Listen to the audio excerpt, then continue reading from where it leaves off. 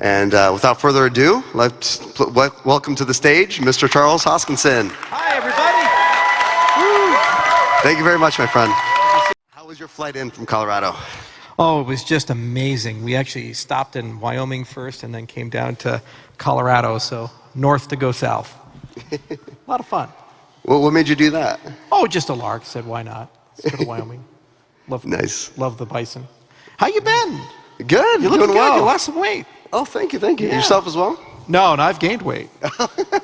I had to save for winter, just in case it gets cold. It's cold. Yeah, well, it's not cold here this week. You know, we're going to have plus 40 Celsius, plus 100 degrees. So Simon, our first question is, if you were a cookie, what cookie would you be? Sugar. Sugar? What type of sugar? A lot of types of sugar. Brown sugar. Brown sugar. Ooh. Yeah. The man likes his brown sugar.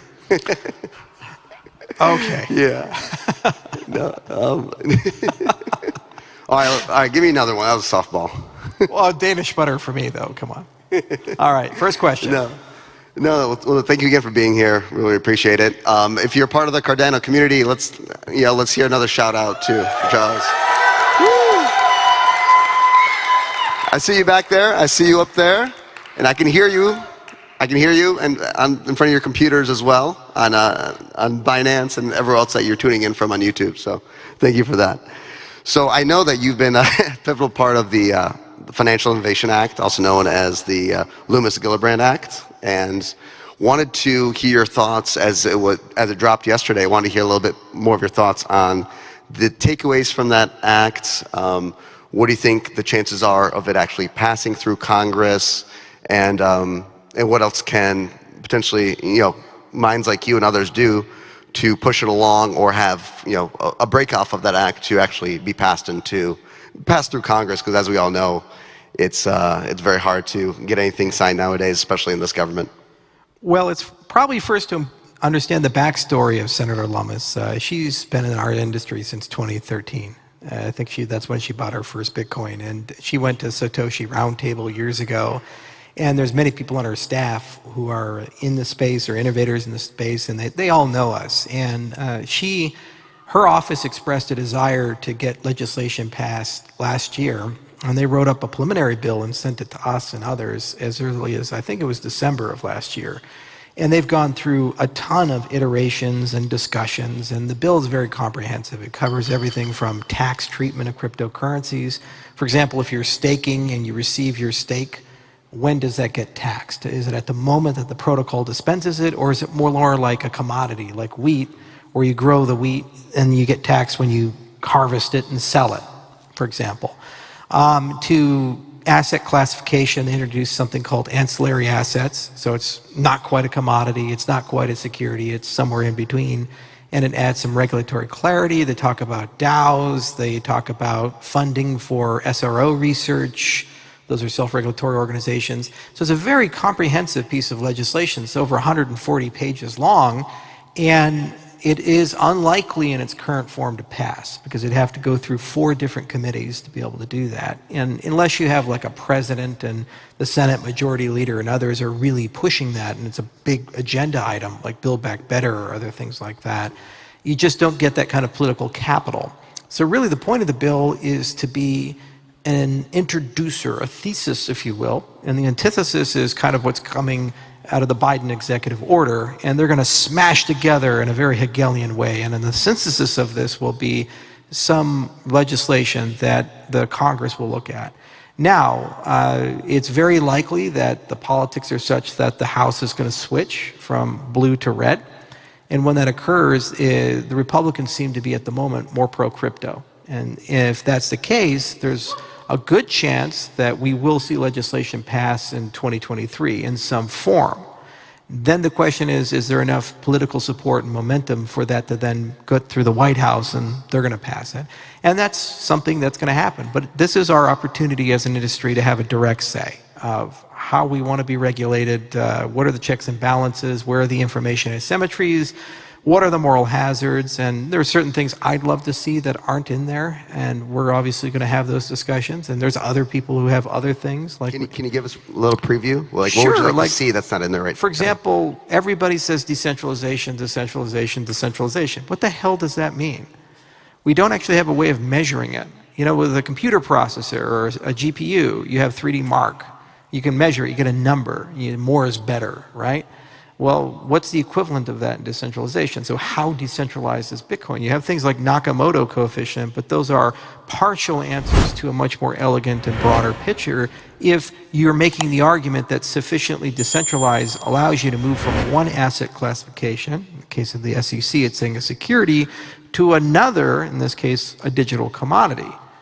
Okay, and there's properties of decentralization. For example, the resolution of information asymmetries or the resolution of systemic risk from a centralized actor who can enter and destabilize the marketplace. So from our view, we need a decentralization index that allows you to measure a blockchain and give it a number, and then you can say when you're above a certain threshold, you're sufficiently decentralized. Because this is a problem in the bill. It says it has this idea of an ancillary asset. And I say, okay, well, you're a commodity, but you still have a filing requirement to the SEC. How do you escape that? We have to go ask the Securities Exchange Commission. And you're back to the same problem of, on a case-by-case basis, litigation by litigation, you basically get an answer. And that's a terrible way of doing things. You need to have much more explicit, measurable ways of doing things. Second, there needs to be a crypto user's Bill of Rights that define your rights. And third, there needs to be algorithmic regulation where you figure out how to do transnational arrangements, whether it be things like the Wolfsburg principles or other things like that, with algorithms, smart contracts, and then you can have enforceability across borders. Because the world doesn't begin and end at the United States. It turns out that there's other countries, like 197. In fact, there's somebody around here who's been to all of them. And it would be really nice if we had a transnational system that doesn't require nations to legislate. It can be done through private regulation as opposed to national. So you said something about crypto user Bill of Rights. I'd love to have you expand on that more, and kind of what would you love to see in that? And also, part two of that question, thinking about the world being obviously borderless and everything else, is there any jurisdiction or any national government or local government outside of Ecuador or El Salvador and what Dubai is doing that you feel is really on the right track that hasn't really been talked about in the media? Well, according to Max Kaiser, I've been banned from El Salvador. That's news to me, but okay. Those Team Orange is a little crazy these days. But anyway, Bill of Rights is just, you have it in this notion of, it's a legal doctrine, a promissory estoppel. So if you use open source software, for example, I can't, as the author of open source software, say, hey, I've changed my mind. I'm just going to rug pull you and change the license, pay me a royalty, or stop using my software. Because that would be unconscionable. There'd be a situation you spend tens of millions of dollars building on top of open source software, only then to have somebody start charging you a royalty. Craig Wright actually tried to do this. He said, I'm a Satoshi, and stop using my stuff or I'll fine you. It's like, it's madness. So there's this notion that using something, there's implied rights and responsibilities and commercial arrangements behind the fair use of that. And that's the complete open source side. Then you have another group of people that say, well, if I lose a single dollar, somebody should give me a refund and I'm in a class action lawsuit. That's the way other side of the spectrum. So where does that pendulum sit between those two? So you need to define that of, okay, should we have expectations about quality? Should we have expectations about monetary policy? Should these be made explicit like a constitution of the system, or implicit as an ethos of the system as a whole, or emergent as a property of where you sit on the decentralization index? So there's a very close relationship between decentralization governance and the Bill of Rights, including what level of say and control do you have in the system. When you look at proof of work oriented systems, you have almost no control. You own the Bitcoin, but you have no say in the code, you have no say in the governance of the system. Bitcoin gives you nothing, it's just a store of value. When you own a proof of stake style system, many of them, like Tezos or Cardano, have voting components where you have a say over the governance of the system, you have a say over the consensus of the system, and so forth. So you seem to have more rights in these types of systems than other systems. What does that mean then in terms of fair use? And can those be revoked and under what circumstances and so forth? For example, as regulators become more clever, they might start saying, we like proof of stake, but if you're from Iran or Russia or North Korea, you can't vote. Well, how do you enforce that in a global protocol? you know, and these types of things. So these are the delicate edge cases that are working through, and the anarchistic elements of the space say, well, fuck the system, everybody, you just have to deal with it and accept it, honey badger don't care. And other people say, well, no, we need to fit into a rules-based international order. We have to figure out a way to make this work. I think, again, it's going to be like that synthesis where they're going to argue for a bit and then find a fair compromise. And legislatively, that can be accomplished. It could be also accomplished through a self-regulatory process or just accomplished through standards like the internet was with TCP/IP. But you need to settle on something in that respect. And, you know, we're much more on our side involved in decentralization indexes. We're going to set one up at the University of Edinburgh.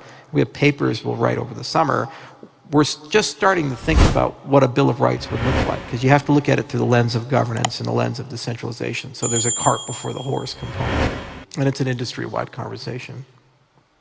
Yeah, no, I think it's very interesting. It makes me also think about how many different types of like DAOs there are, and hybrid DAOs. And I don't know if you've seen that meme going around Twitter, but everyone's in a boat, and there's a hole in the boat, and this is like, hey, there's a hole in the boat. Somebody else says, I like that hole, and Susie says, our boat has a hole, but so does that boat. So that means we're on the right track. Somebody else says, leave everyone else alone. The hole is the hole because the hole is there. No one else should be talking about the hole. So I think about that too in terms of like, hey, how do we come together and have consensus, but at the same time, make everyone feel like they're empowered to like have their own say in a, you know, kind of equal and equitable way. Yeah, and how we tend to do that in practice is that you allow, under non-urgent scenarios, gradual convergence to a decision. So if you have the luxury of time, you can have a long arc deliberative process to get you to where you need to go. If you don't have the liberty of time, then usually what you do is you anoint some group, usually small or an individual, to kind of lead you out of it. So in the case of a crisis like a hole in the boat, Bob gets to plug it. The Romans did this. They had 2 consuls and a senate, and they had kind of an underhouse, and we based our bicameral model in many respects on this. But they also had the notion of a dictator, like Cincinnatus was one, and Sulla was one. And they said, all right, you're in charge for a period of time, go win the war, go fight the thing, and then your powers will expire at some point. You have to be careful, because sometimes dictators disagree on the length of time, and that's actually where the word comes from. But a good governance system should have both properties in certain respects. If there's a crisis, there's the ability to ameliorate that in an orderly way.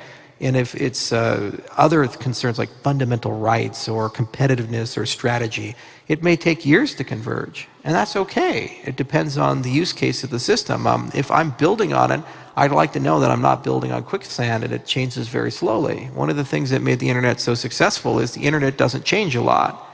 So people felt very comfortable betting on it rather than building competitive structures to change it. Because you know, you're like, well, I can live with this, and I can build on top of this and build bespoke protocols and so forth. Whereas if the internet changed a lot, like the OSI model, for example, then you probably wouldn't end up, you wouldn't get where you need to go. You know, you would be like, I'm not so sure. What version do I support? What do I do? Like, what if there was 26 versions of IPv? What would Cisco do? You know, these type things. Yeah, no, it's fair. And speaking of numbers and building, I want to congratulate you on almost nearly surpassing 1,000 projects building simultaneously on Cardano. So, to give it up. It's been announced, it's been in the news, and it's been up there. Congratulated the wrong guy. I didn't do it. They did. Well, they did it behind a fearless leader. I'm on the other side. I'm the spectator to that one. You know, actually, we have a community event tonight, and I said we'll get a few hundred people. 2,000 people have registered. We got like 80 projects showing up. It's pretty crazy. Yeah. Anybody going there tonight? Yeah. Yeah. Okay. Yeah. All right. I'm glad some people like it. Fantastic. And then I read also, I believe it was in Cointelegraph, that over 100,000 new wallets were created alone in the month of March as well. So yeah. Given the market conditions. Oh, it's great. You know, we're consistently in the top 5 of transaction volume. #1 for GitHub commits. 5 million assets issued on the chain. Over 1,000 dApps deployed. And we're just getting started.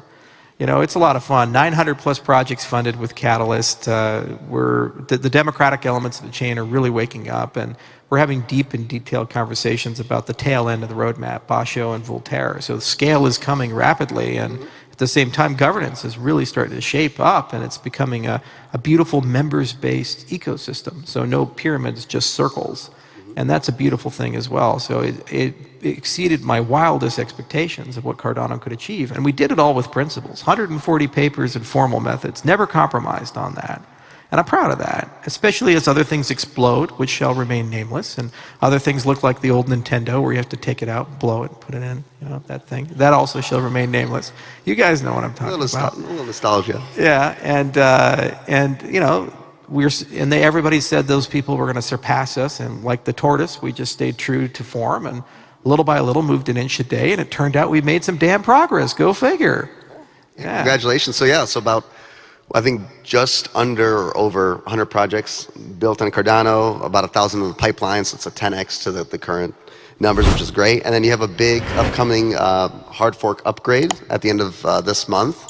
I believe it's pronounced Vasil. Yeah, it's after Vasil Dobov, who's a good old friend of mine, and he recently passed away. And we thought it was a good tribute to kind of send him off that way. He planted over 10,000 trees throughout his lifetime. He was an amazing guy. He studied math, and he was just the nicest person you'd ever meet. We did the second anniversary of Cardano in Bulgaria with him in Plovdiv. And we didn't have a big thing. We just went outside to the Ag University and planted a bunch of trees with them, the ginkgo trees.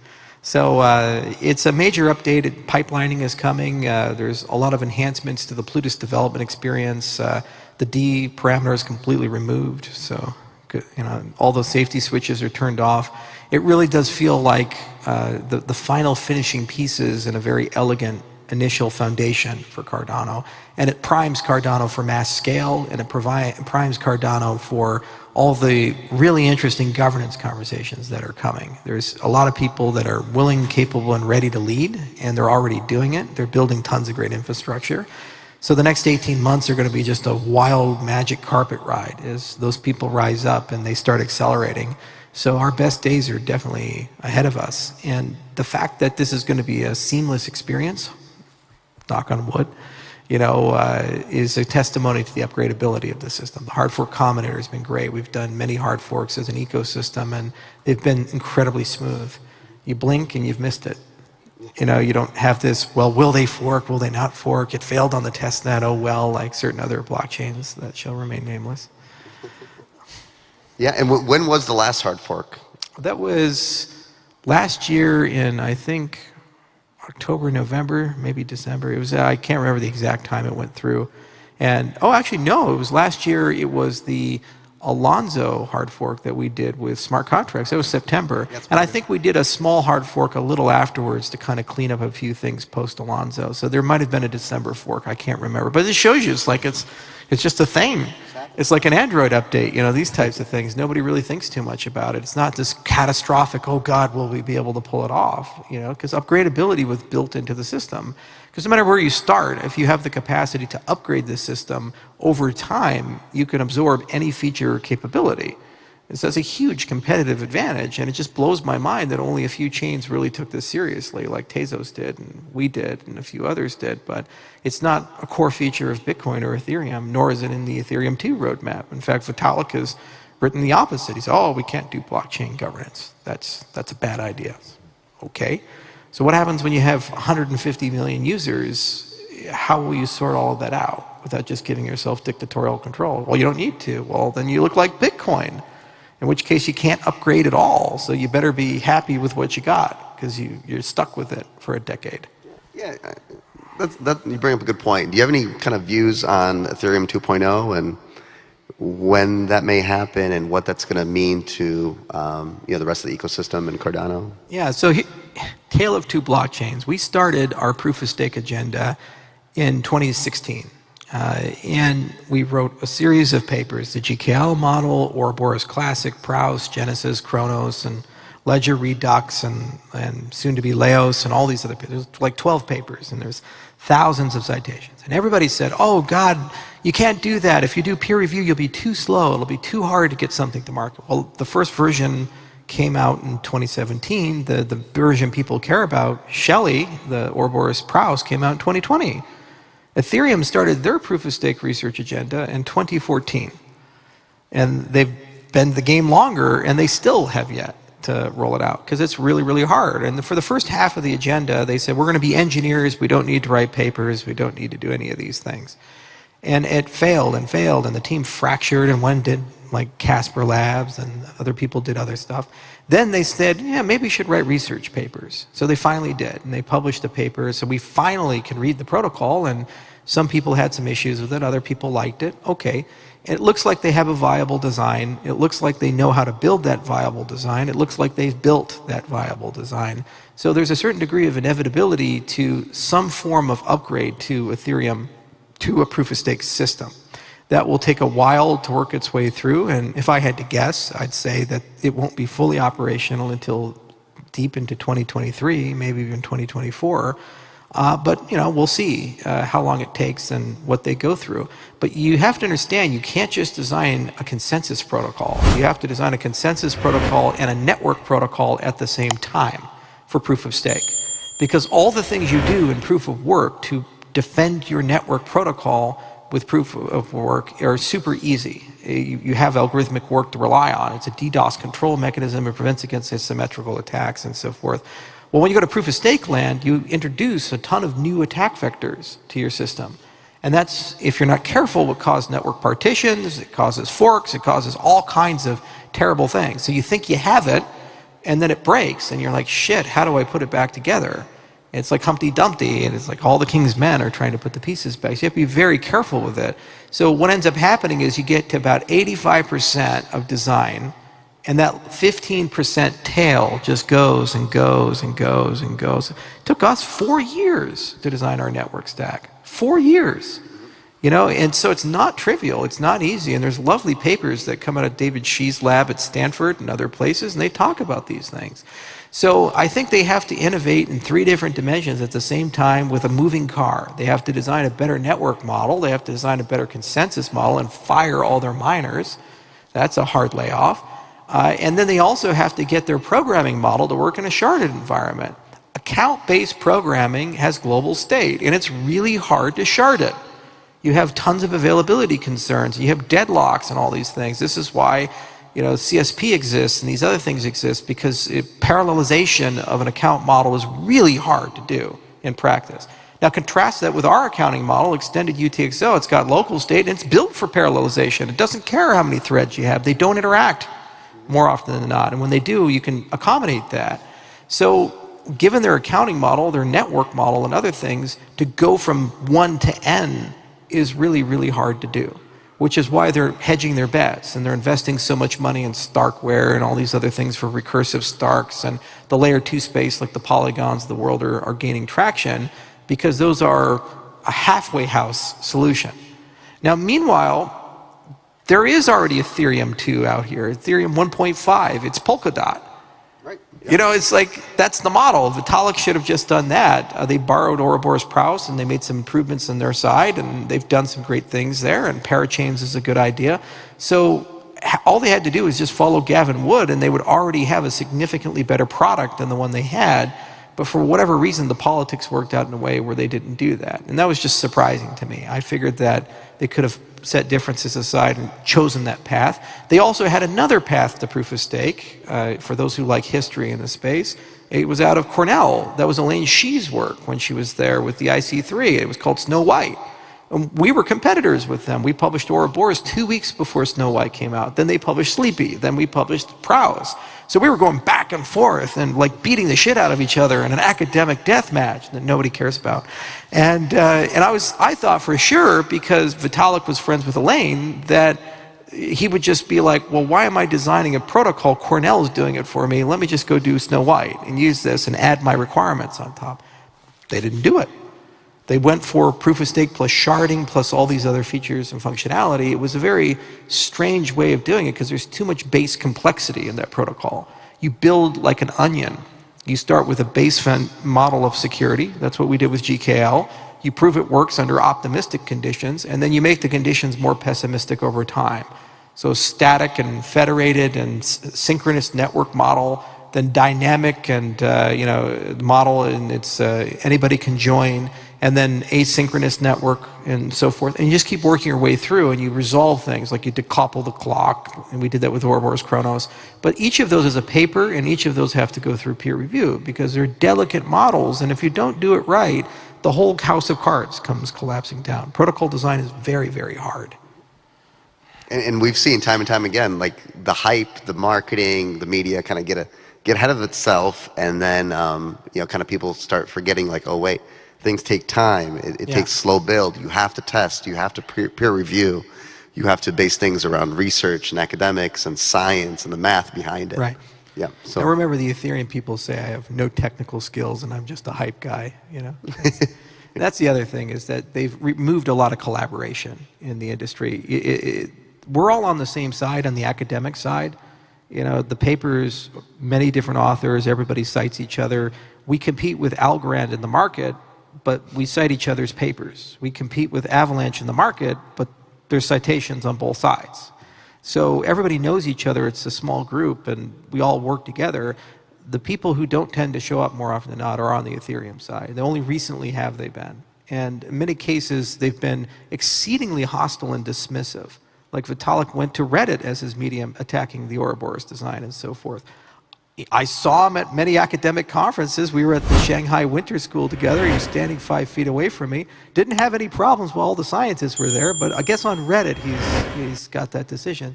And so that's the other thing that's been so distasteful, I'd say, about this, is this presumption of success and this presumption that these are easy problems when in fact they're very difficult problems. And this presumption that you don't need to work with anybody or talk to anybody, or they have to learn how to collaborate with them. Meanwhile, academia has been doing cryptography and protocol design for more than 50 years. We didn't go to crypto and Eurocrypt and say, accommodate us. We said, we'll follow the peer review system that Adi Shamir and Ron Rivest and Leonard Adelman and these other people followed. These are important systems. They have a reason they exist. They're double blind. When a paper is submitted, no names are on it. You don't know who the referees are. And they review the merit of the work. And there's a back and forth refereeing process, and they make a decision whether to accept or reject the paper. And when they reject, they don't just reject, they give you a reason why.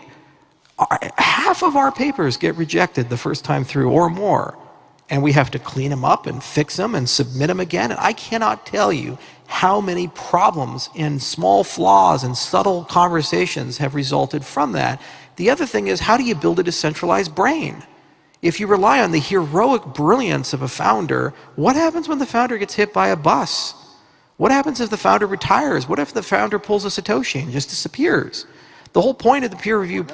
Exactly. And then the whole point of the peer review process is to decentralize your brain. There are people in India who work on it, China and Japan, Venezuela, all across the world. And there's no canonical language or geography or any of these things. And it's an endless well of refreshing, because there's always new graduate students. There's always new postdocs. There's always new professors. So you say 50 years from now, the process will be the same, the people will be the same. We were one of the first, not the only now, there's Algorand and others who are following, but we were one of the first projects to embrace that. It felt so simple and natural, and we got brutally criticized for saying we're so slow and it's unnecessary. Chico Crypto made this lovely video on papers. It's a pretty good video, actually. And now it turns out there's some vindication to that, because we're actually first to market in many things, and all the things are locking together beautifully, like Mithril and Extended UTXO and Ouroboros. And as predicted, a lot of the other people are starting to run into the stumbling blocks that we ran into 4 years ago. And we're saying, welcome to the party. Good luck fixing it. And you leave some blueprints behind for them, right? But not everything. No patents. It's all open source. All our code is open source. That's the other thing about the tribalism in the space.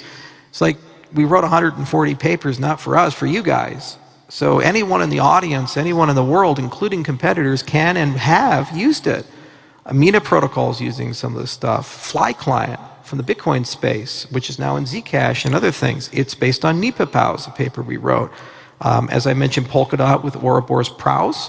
The extended UTXO model is the only way to introduce smart contracts in a sensible way to Bitcoin if they so desire it. They're trying with simplicity and these it will never happen. Extended UTXO is the way to do it. So we're kind of beta testing how Bitcoin would get smart contracts.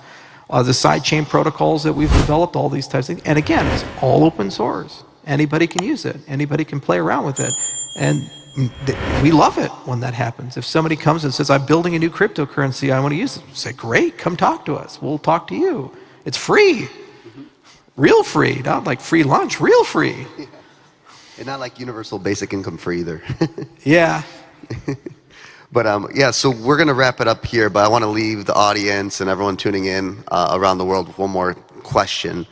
And it's like in a market like this, I know you've been quoted on you know kind of a few different YouTube videos of yours saying like all I do is work and build, and that's all I focus in and concentrate on, and it really. That's not true. I have a personal life. Exactly. Yeah. So I want to but that being said, love if you could give a little word of wisdom from like, hey, what do you do, or what keeps you motivated? What are some of the things you do in your personal life that keeps you going with a work-life balance and kind of keeps you striving through to the other side of bear markets, whatnot, that all the projects, all the leaders, all the people thinking about getting in the space are in the space, and one capacity or another can learn from a little bit of your genius? So I think the analogy is that the bear market is the building market. Build a bear, it's the market you build stuff in. And everybody's friendly in a bear market. Everybody's collaborative. It's easy to have meetings with people. Nobody really is hostile because they're not fighting over this hyperinflated pie. The poaching goes down. You get much better conversations. The conferences get a little skinnier. So instead of these massive, literally they put a fucking golden bull at the Bitcoin Miami.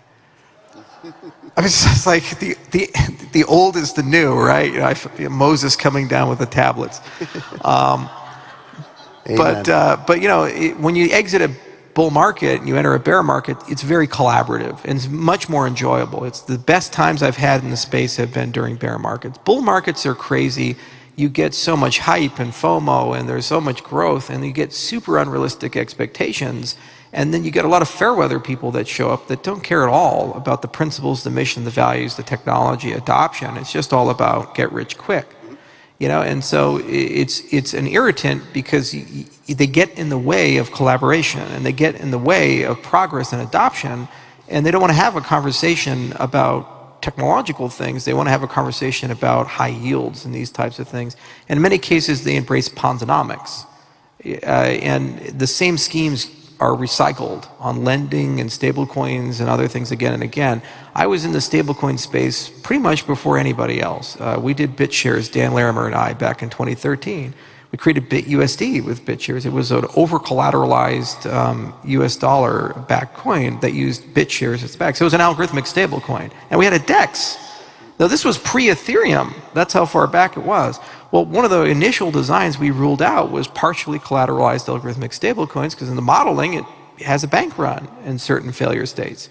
So that's an idea 8 years ago, but then suddenly it gets recycled in a bull market, and then you see the consequences of that being recycled. The next bull market will get recycled again, but this time will be different. They always say that, right? Says, yeah. So to me, you have to balance the two. And then the other thing is on the work-life balance, getting to the soul of the question, you have to have a sanctuary, whether it be big or small. You have to have a place you can go where you can truly shut off and stop listening to the web and disconnect and just enjoy life and be in the moment. I love nature, be in your happy place. Exactly. Right? I love nature. I have a ranch, but everybody has that place, and as long as you can create that sanctuary, I think you can get through pretty much anything. Yeah. No, fantastic. Well, I hope you guys enjoyed our talk. Thank you very much for being here. Thanks, Please do stick around for the next panel coming up. And again, let's thank Mr. Charles Hoskinson. Thanks, everybody.